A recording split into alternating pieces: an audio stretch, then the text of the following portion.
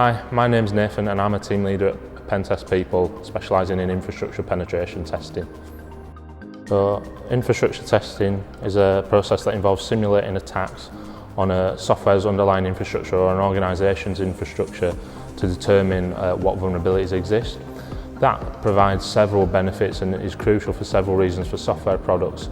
Firstly, it obviously helps you to identify vulnerabilities that are present in the underlying infrastructure and therefore may affect the software product and lead to compromise of that software product. Secondly, by assessing the threat of these vulnerabilities and the exploitability of them, you're able to accurately determine the risk to the business and to its assets and therefore the software products that are used within the infrastructure.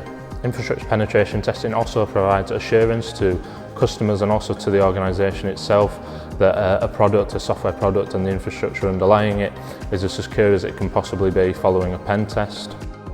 Finally, many governing bodies require pen testing as part of compliance reasonings, and therefore by conducting pen tests an organisation can avoid legal and financial consequences.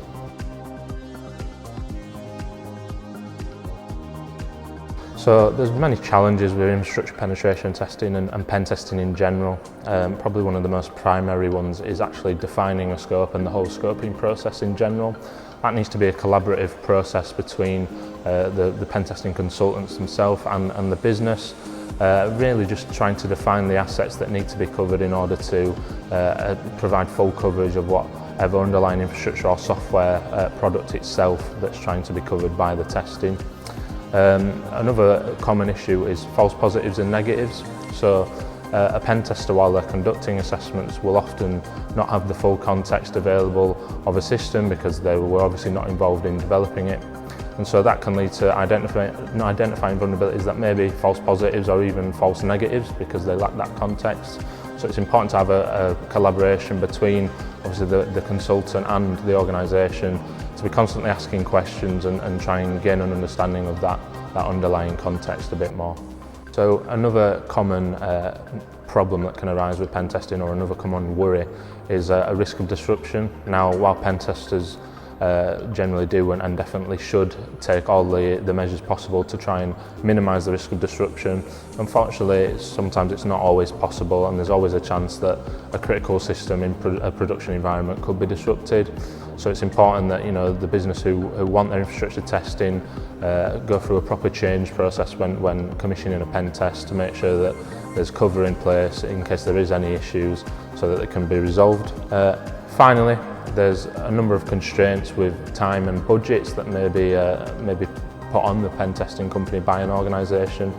So if there's a huge solution that requires a lot of testing, the time needed for the testing or the budget provided by the organisation themselves may not be sufficient to cover all the assets.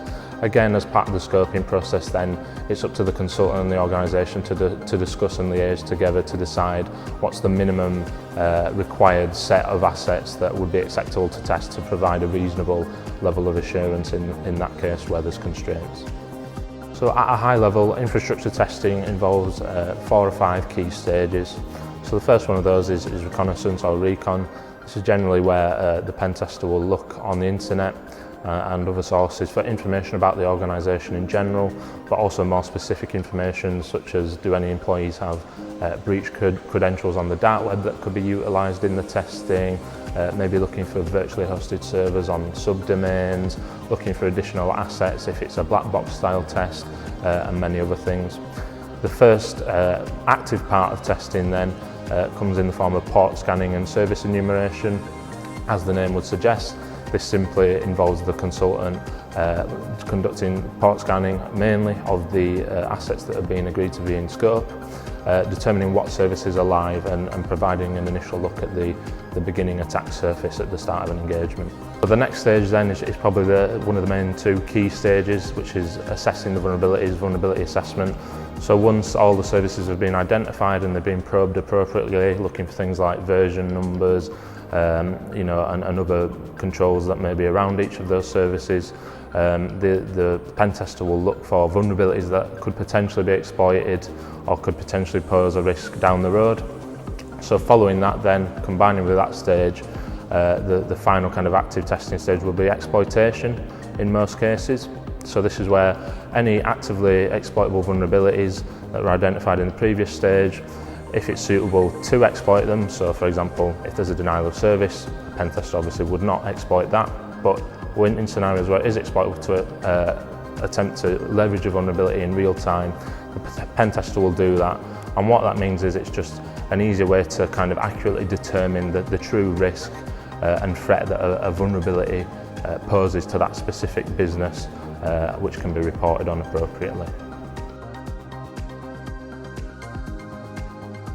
So it's important to assess infrastructure of an underlying software system, especially when it's in its non-test or production environment, and not just assess it while it's in its test or pre-production environment. This is because when the migration between those two is made, several changes or vulnerabilities could be introduced into the system, which then would not be accurately covered by any testing that was conducted within a pre-production environment. So there are many documentations and standards involved with infrastructure testing and also pen testing in general. Some examples of that would be the NIST special publication and the penetration testing execution standard. However, organisations will generally use a combination of these and their own expertise in-house to create their methodologies and therefore inform all the testing that they conduct.